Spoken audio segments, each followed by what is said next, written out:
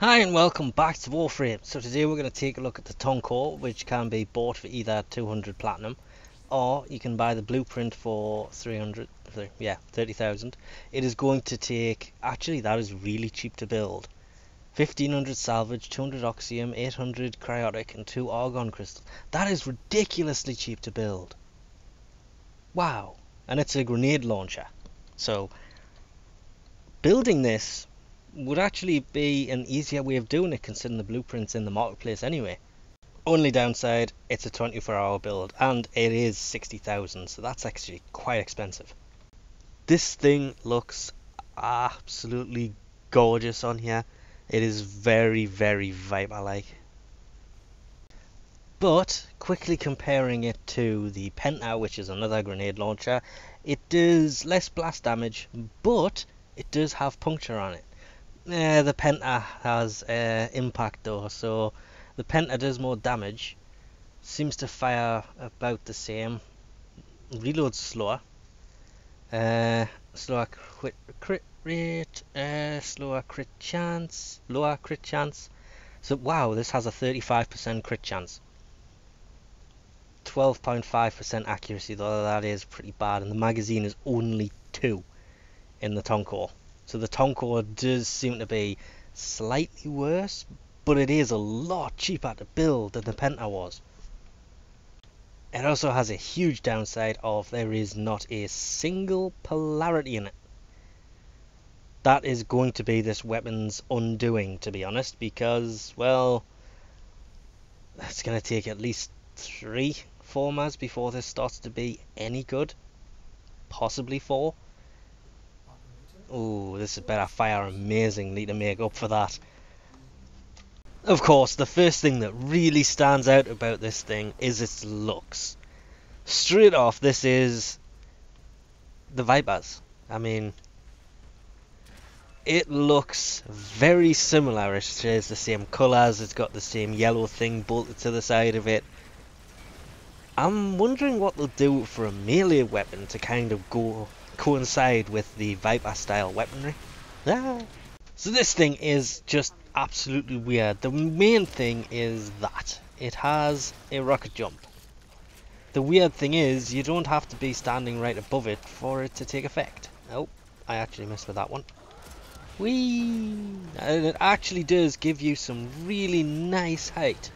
But more impressive is the crit chance of this thing. If you stick critical delay or critical decay, I think it's actually called, and point strike into this, you will get 104% crit, which is insane for a grenade launcher.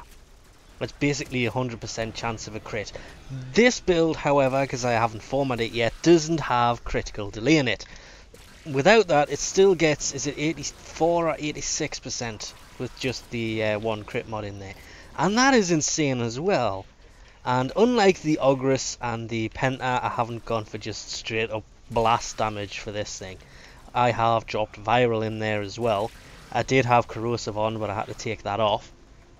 And it took us a while to get used to it, because if while aiming it, you can see it there, the dot is where it's supposed to go, but it never really lands there. Every now and then it kind of does, but it's not exactly accurate to where the dot is. And I mean, the arc of it is pretty messed up as well.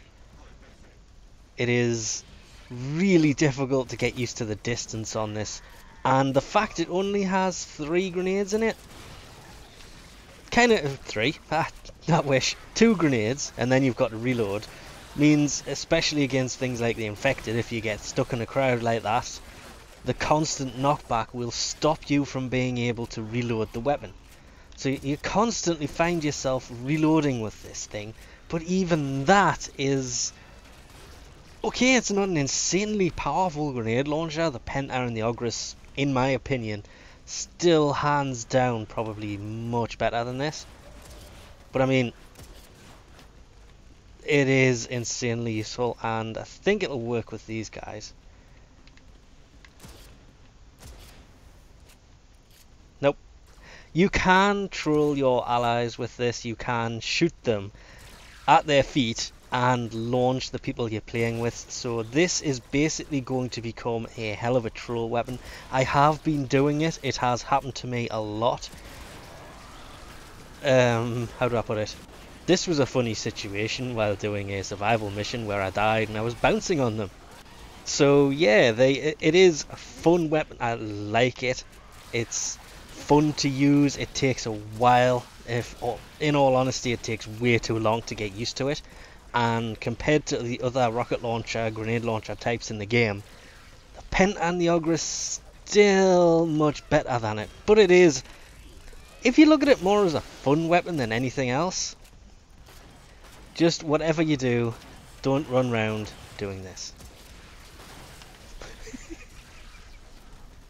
Sorry, I'll actually say that. It had to be done. And it just makes it a trolley weapon, whether you're using it like that on purpose or you just accidentally do it. But it takes so much getting used to fire this thing, because it is really awkward. Especially considering it uses 2 argon crystals. I was hoping it was going to be a lot more powerful, but it looks nice. It fires pretty nice once you get used to it. It just takes a while. I've got to former this thing, and I'm going to say 3 formers minimum, because it doesn't come with a polarity, before it starts to become fun enough to see whether it's actually worth the other kind of formers.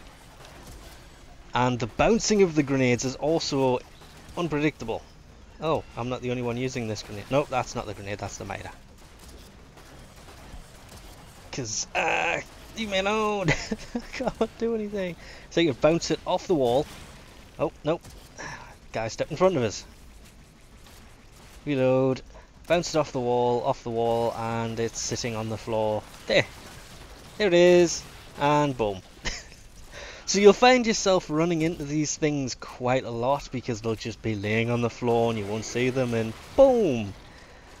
Which is also a bit of a downside to these things, because luckily it doesn't do that much damage to you when you fire it. It does do some, but not a great deal. If it was like the Augur or the Penta, it would kill you with one shot. So I am glad that it doesn't do insane amounts of damage to you. So the rocket jump part of it is what people seem to really like the look of. But I cannot get it down for some reason. I was doing it earlier, but I just seem to be sliding a little bit too far, or too fast. Damn it. But anyway, we'll leave this off here for now. Thanks for watching, and I'll catch you next time.